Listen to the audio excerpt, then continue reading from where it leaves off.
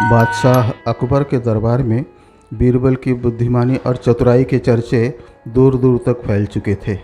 कई राज्यों से बीरबल की बुद्धि की परीक्षा लेने के लिए अकबर को अपने राज्य में आने का निमंत्रण भी आने लगा था।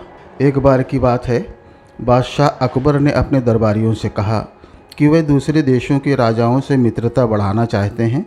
इसी उद्देश्य से उन्होंने एक दूरस्थ राज्य के राजा का निमंत्रण स्वीकार किया और अपनी सेना के कुछ खास लोगों के साथ उस राज्य की ओर रवाना हो गए।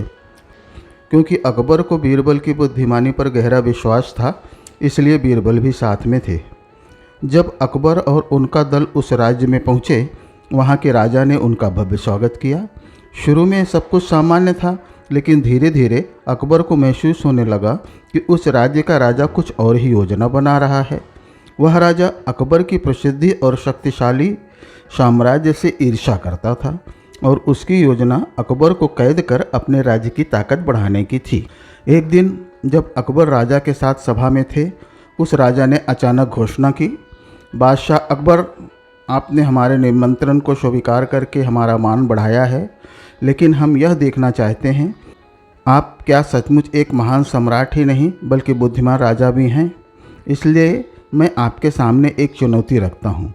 अगर आप इस चुनौती को स्वीकार कर लेते हैं तो आप अपनी सेना के साथ सुरक्षित वापस जा सकते हैं, अन्यथा आपको हमारे राज्य में हमेशा के लिए रहना होगा। अकबर यह सुनकर स्तब्ध रह गए। उन्हें समझ आ गया कि वह एक जाल में फंस चुके हैं, लेकिन उन्होंने अपने डर को छुपाते हुए पूछा, कौन सी चुनौती है महाराज? राजा मुस्कुराया और बोला, मैं आपसे 3 सवाल पूछूंगा। अगर आप उनका सही जवाब दे सके तो आप आज़ाद होंगे, लेकिन अगर आप असफल हुए तो आपको और आपके साथियों को यहीं रहना होगा। अकबर ने गहरी सांस ली और बीरबल की ओर देखा।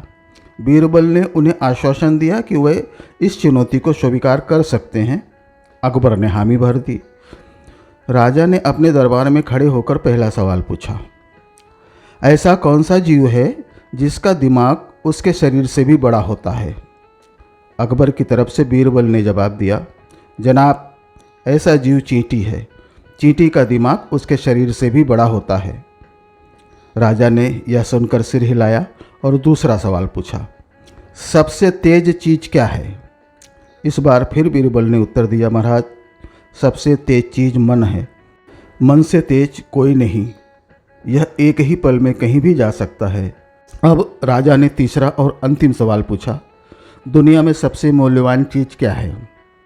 बीरबल ने मुस्कुराते हुए कहा, महाराज, सबसे मूल्यवान चीज़ समय है। एक बार जो समय निकल गया वह फिर कभी वापस नहीं आता, इसलिए समय सबसे अनमोल है। राजा इन उत्तरों से प्रभावित हुआ, लेकिन वह अकबर को आसानी से नहीं जाने देना चाहता था। उसने एक आखिरी चाल चली और कहा, अच्छा, तुम्हारे उत्तर सही हैं, लेकिन मैं एक आखिरी खेल खेलना चाहता हूँ। राजा ने उससे अपने सबसे महंगे और मनपसंद घोड़े के बारे में पूछा। अगर तुम्हें अपनी बुद्धिमानी पर विश्वास है तो बताओ कि घोड़े की नस्ल कौन सी है। अगर तुम उसे सही से पहचान लेते हो तो तुम आज़ाद होगे। बीरबल ने कहा, घोड़ा नस्ली नहीं है। राजा को हैरानी हुई। उसने जंगल से घोड़े वाले को बुलाकर पूछा। उसने बताया, घोड़ा नस्ली तो है, पर इसके पैदा होते ही इसकी माँ मर गई थी, इसलिए ये एक गाय का दूध पीकर उसके साथ पला बढ़ा है।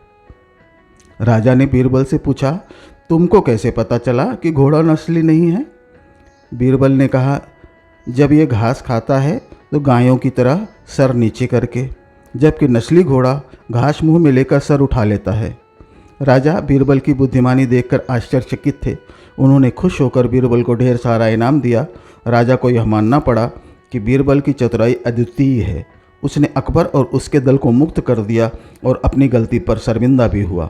बादशाह अकबर बीरबल की बुद्धिमानी से फिर से प्रभावित हुए और जब वे अपने राज्य लौटे तो उन्होंने दरबार में बीरबल की खूब प्रशंसा की। बीरबल की चतुराई ने न केवल अकबर की इज्जत बचाई बल्कि उनकी जान भी बचाई।